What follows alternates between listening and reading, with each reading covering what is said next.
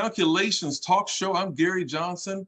Got a great guest, Andrew Minott, who is an author, concert promoter, a dad. Welcome to the show, Andrew. Let's get it popping.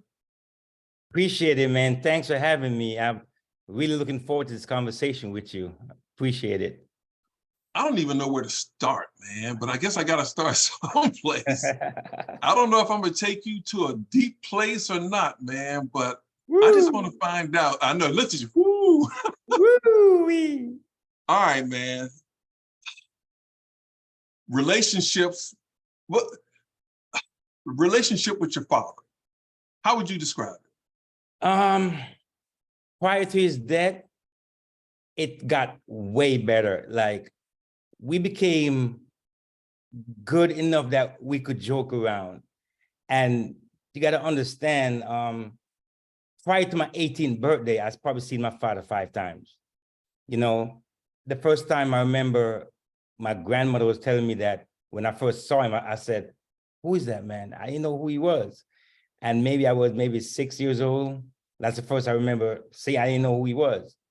And then a little after that, I remember him hitting me, but we never had a good relationship at all. We didn't have one. It was like he was non-existent. And basically I remember when, which I never put in the book, I wrote him a letter just as I was about to leave high school at 16. I wrote him a letter about filing for my brothers and I, and he never responded back to me. And I heard he took the letter and took it around his neighborhood and said, "See, my son got to be begging me." I was like, how does that even make sense?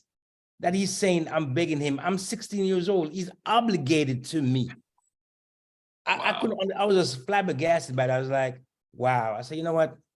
I don't need to say anything else to him. So it was very bad. I can say that. And I remember when my brother passed away in 2000, I didn't speak to him for like 2 years before that. So when I went to church, I saw him because I was the last one to actually be there because I just started a job with FedEx. And I went to Jamaica late and I saw him in the church. First time I'm seeing him in like 2.5 years. First time I'm seeing him, and I went to shake his hand and he hugged me. I was like, wow. I said, okay, you know what? You know, maybe tragedy bring us close together. So I was open for that. I was like, you know what? My brother passed away. You know what? Maybe we can build a relationship now. And I was good with that. And the next day I saw him and I was trying to talk to him, and then he was being very abrasive and stuff. And he started acting crazy, and I cursed him out. I can't even talk the things I said to him, but I cursed him out so bad.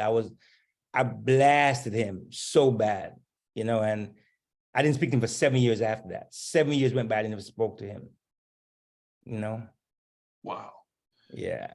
Now he's passed away, you mentioned. Yes. And the first thing I was thinking about was, is there any forgiveness? You know, I mean, forgiveness is a huge word and concept. How did you, because you said toward the end it got better, right?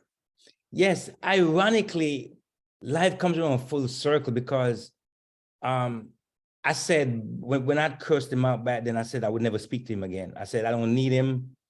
I don't need anything from him. So his wife passed away, and I went to the funeral, and we never really spoke still. I just went there to pay respect because my brother and sister were there. And after the funeral, the next day, I stayed at his house and I started cleaning his yard up. I was like raking, and he was looking at me. I cleaned his house up, and he was looking at me like he was shocked that I did that. I was like, and he asked me, say, "You're always like this?" I said, "Of course, this is what I always do. I'm ex-military." And I did that, and he moved, because he lived in Port Charlotte at the time. That's West Florida, close to Sarasota. And then after that, he sold his house and he moved down closer to South Florida in Boca, because I live in Coconut Creek. At the time, I stayed in Fort Lauderdale. And I still wasn't really speaking to him. I say like, hey, and because he was getting old and he needed me. And I was like, you know what? I went by the house, helped him out, drop food off, stuff like that. And because he and I wasn't really on good terms, he saw my wife. My wife met him and took him to eat lunch. And he said to her, I have a proposal for you. And she was like, what? And she said, why don't you talk to Andrew? He said, no, I want to talk to you. And said, I'm getting older now, and I know you guys are gonna buy a house, so you can buy a house and I'll help towards that, and then I'll move in with you guys. And when she told me, I was like, wow. I couldn't, there's nothing that you could tell me that would have happened. And I was like, and as mad as I was open, I was receptive to it, because like the forgiveness part, I never forgot, but I forgive in that sense of, you know what, especially like Black men, and especially men growing up in the Caribbean, we don't know how to show love. And writing this book taught me that. And I never understood why, because a lot of my friends, they have the same situation, like they never saw their fathers and they were never around. And we perpetuate that same cycle in the sense of we become fathers and we never show the love to our children. And it goes on and on and on, because I remember when my sons were born, my first son, I remember in the hospital, and I looked up and I prayed and said, God, I will never let my son think of me the way I think of my father. Because at the time when my son was born, I wasn't speaking to my father at all. I wasn't speaking to him. And I said, I will never let him think that way. And I was always there for my sons, no matter what it was. And that's why when I gotten divorced, I fought to get them back. And I fought them, and I was a single father. And even when I was married, I remember coming home from work. I worked nights. I would get home like 4 o'clock in the morning. And then, like around 5, the kids start getting up. I would get them, take care of them, bathe them, get ready for school while my wife was sleeping. And maybe I felt the need that I needed to be there all the time. And that's what I did. I was always there, no matter what, always tried to be there. So he moved in with us, and he lived with us for 4 years until he passed away year before last. So for the whole time, we were in the same house together, and we coexist, we joke around, we laugh. In the book, like there's a picture with him, he and I, and we just like, I used to laugh with him, and he looked at me like, huh. I know sometimes he looked at me, and the look he has in his face is like, he's like probably saying, man, I could have done a better job as a father. And I know, but he would never admit it. I just know it. When I said he would never, the stubbornness, I know he would never admit it. And that's why I try as a father, I never, no matter what it is and how much pride, if I'm wrong, I will admit that I'm wrong. I said, I'm sorry. I have no problem saying I'm sorry, because it's the way to bridge the gap. Because they say after pride comes shame. And man, it's a heavy burden to carry when you don't have a relationship with your child. It's a heavy burden to carry, believe me. It's interesting you say that. My father, I grew up with a father in the home, but my father didn't have a father. And so he was passed around, from different relative to different relative. And so as I got older and I started understanding his story, he was really, really working hard to make sure that he was around and not like his father, but he didn't have a role model. So he really didn't know how to parent and be a dad or father. Exactly. Anybody can be a dad. It takes a special person to be a father. Exactly. So he didn't really know that. But as I look older, look over the years, he made a monumental effort to make sure that he was in our lives the best way he knew how to. And I think that's probably, I'm not a doctor, you can help me. I kind of feel like I'm in a therapy session here. That's probably the best. That's probably why I do what I do for my kids and grandkids, because it's important. But as I was listening to you, here's another question. How important is it to hug your son? It's very important. I don't remember growing up. I can honestly say that I don't remember being hugged by even my grandfather. My grandfather raised me, basically my grandparents, because my father wasn't there and my mom was there in some regard, but I don't remember being hugged by like a father figure. I never remember seeing that. And I think back, writing the book, I was thinking, I said, damn, I can't remember. I can't remember my grandfather ever saying to me that, I love you. I don't remember thinking back, and I think back really long and hard about that. I can't remember him even saying that. Like, and my wife joked around with me and said, the reason why, because you were never loved when you were growing up. I just joke about it, but it's funny, but it's actually true, because the same thing you said about your father, my father said he was passed around also, and that's why he was so bitter. He was so angry, like he was angry about so many things, because the couple of times I remember seeing my grandmother, my father's mother, when she passed away, went to the funeral, because I was in Jamaica at the time. I was pretty young. And he was the only one. All his siblings were there except him. And someone said that he said, I don't like her, so I'm not going to the funeral.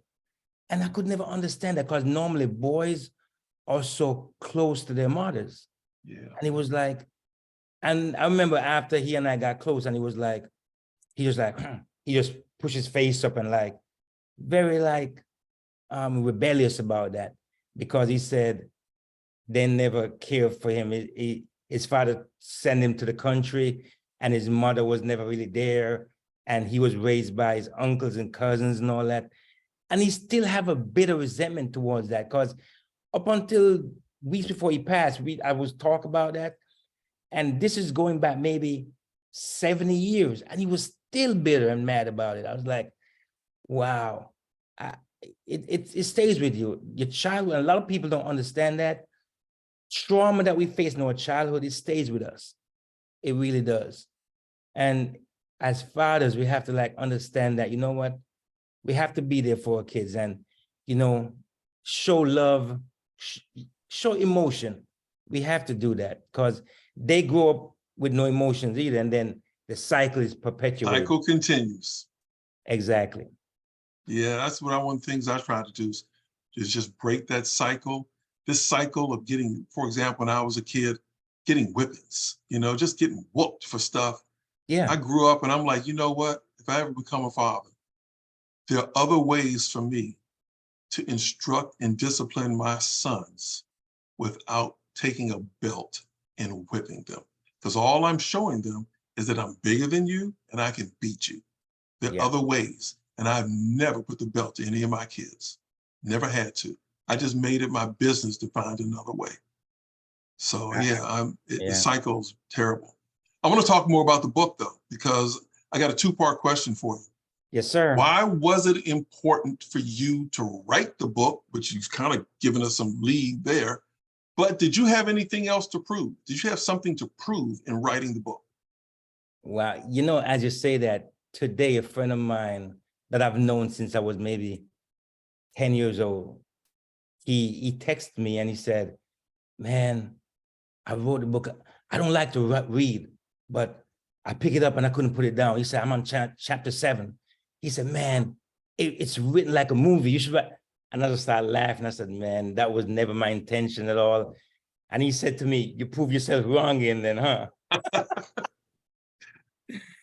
And I said, yeah, because writing the book, like when I started doing it, it was like therapy for me, because going through it, and it was very therapeutic writing, and I got really emotional. Like one of the reasons why, and Mr. Ellerby he was on me like, when are you gonna finish it? When are you gonna finish the book? I was stalling because I was reading it, proofing it, and I got so emotional about a lot of things in it. And I was like, man, do I really want the world to know this? I was like, man, I can't do this. And because I'm very private, extremely private. And so my life is out there now. It's like, cats out the bag, and I was like, man, and then I said, you know what? Maybe this can help other Black men, because we get stereotyped like we're deadbeats, we're not there, all these things. And I said, maybe if I can just help one person, like Malcolm X made a statement.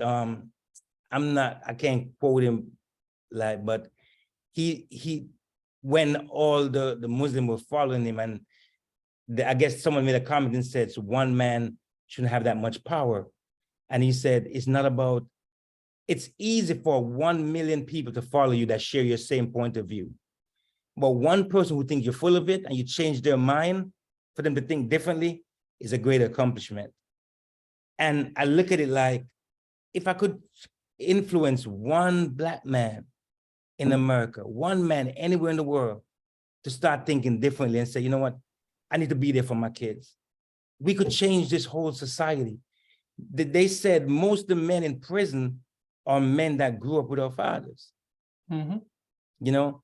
And I said, maybe if one person change their mind and say, you know what, he inspired me that, you know what, I'm going to be a better father. And another person, and it goes on. My job is done. It's a heavy burden to bear, but if I can accomplish that, it's a job well done. But it was something that I need to get out, because my experiences it was a long road for me, being there for my sons, and by all means, no matter what it takes, I was going to be there no matter what. Well, if not you, then who? Because I can tell you, this book of yours, and I started reading, I'll be honest, I haven't finished it yet, but I started reading it. You are doing the work for others. And I think that's how you need to look at it. You know, I'm always amazed at social media and the internet, because it's the great equalizer. Yeah. And so one person can make a difference. And so there are people who are going to watch this interview, and all they got to do is click and forward that link to somebody else and say, bruh, Yeah, you need to watch this. You know, yeah, so yeah, you're making a absolutely. difference. You're making a difference for Absolutely. sure. Absolutely. Because, a matter of fact, I was at the park a couple of weeks ago, and a lot of my friends, like, we get together and we play like soccer and stuff. And a lot of stories, I didn't even realize it. They were talking about, one friend said he didn't know he had a kid until the kid was like 10 years old. And he was like, the mother's saying, you have a son. He's like, what are you talking about? He said, it's not mine. And then he did DNA and he proved, and he was like, so why you didn't tell me this? Yo, she was mad and whatever it is. And I'm not bashing women at all, but sometimes when they get emotional and make emotional decisions, they hurt the child. Because I remember with my ex-wife, and I used to tell her this, I said, look, you can't hurt me. No matter what you do, there's nothing you can do to hurt me. I'm already grown. I've accomplished so much in my life. The only people who get hurt is the kids, because they're young, they're very influential, they don't understand life. They're gonna get hurt. Me, you cannot hurt me. So it's best you do things that's beneficial to the child. Right. And I always say that to even friends that said, man, yo, you know that? And I said, you know what? I have to reach out. You have to form some gap, what it is. Even to this day, a friend of mine in Jamaica, his son lives in Boston, and his son ran away a few days ago because his mother can't control. He's like 16, his mom can't control him, and he controls him on the phone from Jamaica. His son listens to him while he's on. He said, look, you got to go home. You got to do this. He said, Dad, I can't deal with this no more. He said, look, you have to do that. And the words from he said he changed his son's life, that he went home, and he's 3,000 miles away. That speaks to the relationship that his son still calls him. Exactly. You know, that's great. You know, exactly. That is great. So what are you most proud of? Wow. I'm proud that I accomplished that with my kids, at least, except one, which it's in the book. I'll go over that a little bit more, but both of my sons, like from my previous marriage, we were together after I got divorced, and they were with their mom for like almost 2 years. I fought back and I got them. So I shared custody. Initially, I was sharing custody, then I got full custody of them. So, and that's when I started working only part-time, and I was doing the music that basically I didn't have to leave. I was there all the time at nights. I gave up opportunities to tour, go on European tours, and I couldn't do it because of my sons. I had a great job to do as a vendor to travel all over the country, and great job, like a 6-figure job. I turned that down because my sons. And looking back, I don't regret that. So my greatest accomplishment would be like, I was always there for my sons, because they can look back, and when they have kids, they can always say, you know what, at least the cycle is broken with me. They can never say, my father didn't do this, so you know what, bump that. And they will say that. But I have another son that's also in the book that we don't have a relationship because of his mom, in the sense of she wanted us to be together after we had broken up, and it just wasn't right. When you read the book more, you'll understand more about it. Oh, I'm gonna finish it this week. So, and basically he grew up with the knowledge that I didn't want him or I didn't care, but she basically cut off all communication with me, changed his name and everything, when he was 4 years old. So they lived in Michigan. I tried to reach out, email, phone number, everything was done.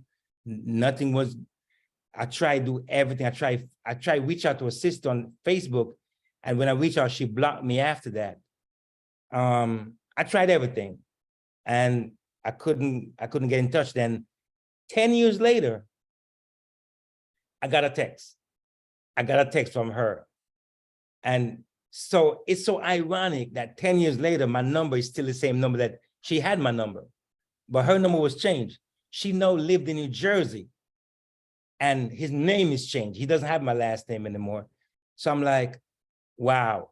And then he's mad at me, and it's like he's not willing to even listen because he's getting a version of me from his mother who's mad at me. Because when I knew it was gonna be bad, the first time when I saw him as a 16-year-old, and I said to him, I still have the same number from 2005. You were born in 2004. I last saw you in 2007. And my number has been the same number since 2005. He looked at me and said, what does that mean? And when he said that, I was like, you know what? He has his vision of this, and it's gonna take a long time to break it. Because if I'm saying, you said I wasn't there for you, but the same number is, so if your mom had just pick the number and call and give you the phone, you could talk to me. Phone works both ways. Work both ways, man. So that's the burden now I have to bear. And I'm in the process now of rebuilding that relationship. So it's a work in progress right now. So that's a work in progress, but I'm not going to give up. I'm still going to fight for it and, see where it leads. Wow. There's something I want to read from the book. I want to make sure I quote you carefully from the book.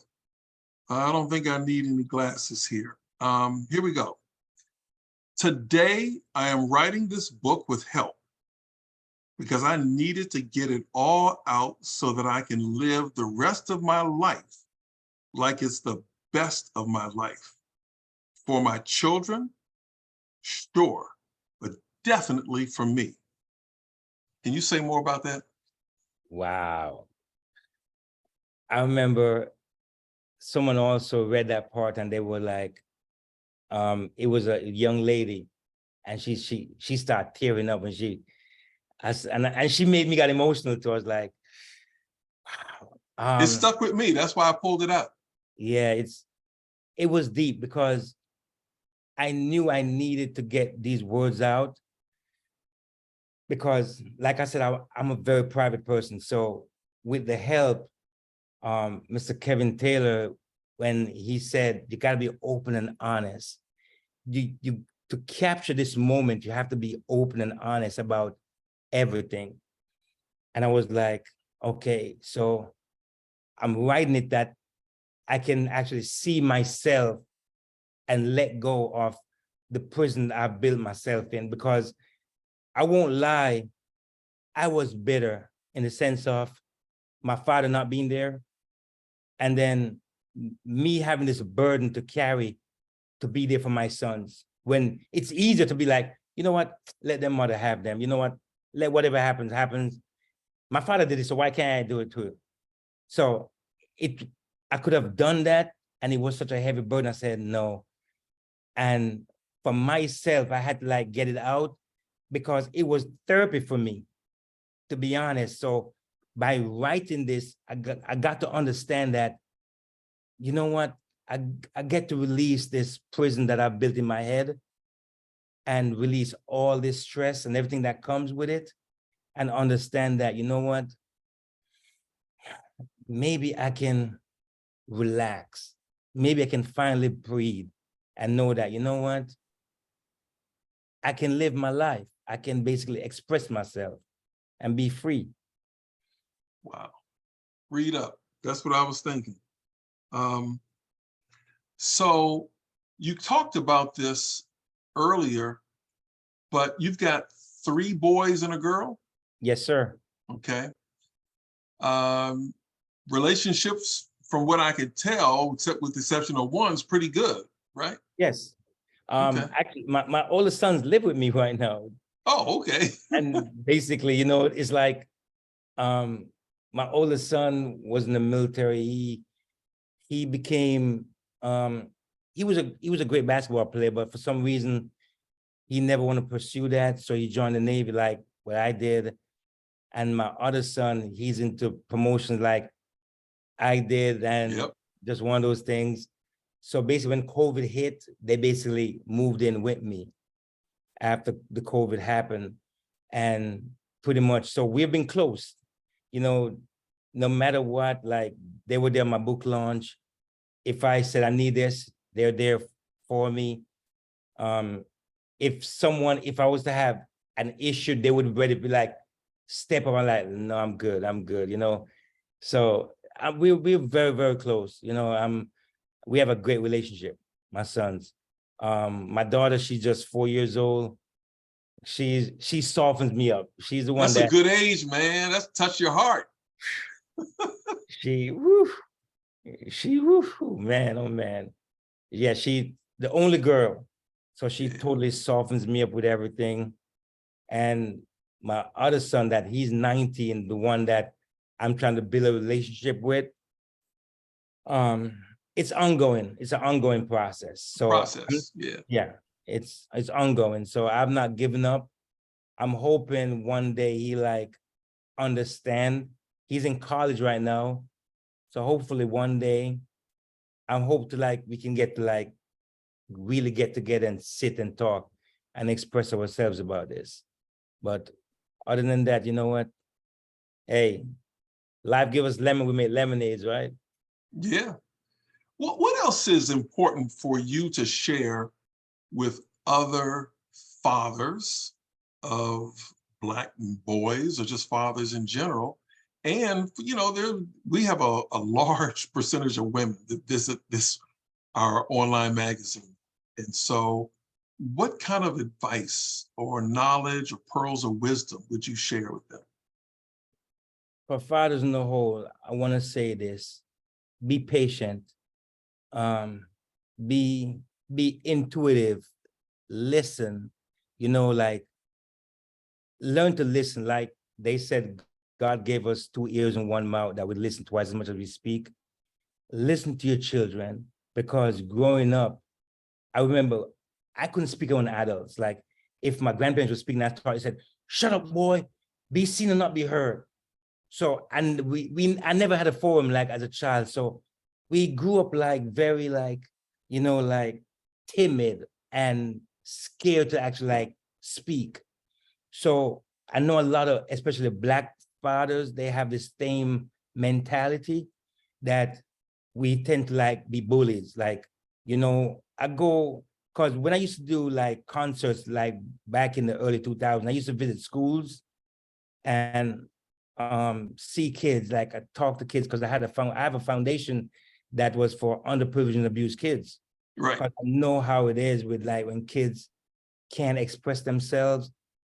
So the advice I would say, just be patient and just learn. I know it's an ego-driven thing, especially with men and their sons, because I remember this friend of mine, his son was like 14, and he was talking to his son reckless. I remember I said, yo, why are you doing that? Yo, that's why you gotta raise boys. Yo, you don't want them to grow up to be no punk. And I said, yo, you can't say that. And he was always hard on his son. I said, yo, you can't do that. And funny enough, his son got in trouble the first time. His son played football, and it was an all-star football practice that was going on. And I said to him, let's go watch a practice, man. Man, forget that. I said, come on, you got to support your son. Man, I want to do that. And I said, look, you got to do that. Yo, and he would curse the kid's mom out. I said, look, it's not about the mom anymore. It's about you and your son. And the craziest thing happened that day when we were supposed to go to the practice. We never went. That son left the football practice with four of his friends, drove to a house and broke into a house and got caught and got locked up. So his football career blew up. He was an all-star. He was on pace. D1, a bunch of D1 schools giving him offers, all that went out the drain. And I said to him, if we had gone to that practice, he wouldn't have had the time to leave to go break into that house. And he was like, oh, hey. I said, look, don't matter what you say. And that son and my sons are friends. And he said to them, because like a couple of weeks ago, my son was saying, he said, man, if my father was like your father, man, my life would have been so different, because your father cared. My father just never give a damn. All he cared about was making money. And he just like, yo, you know what? I don't care about that. I was like, and the impact that he could actually say that. And he's grown. That kid he's not a kid, he's a grown man, because he's like 32 years old now. And he can actually say that. And that goes back, what, 13, 14 years. And he reflected on the moments that his father didn't show the love to him that I showed to my sons.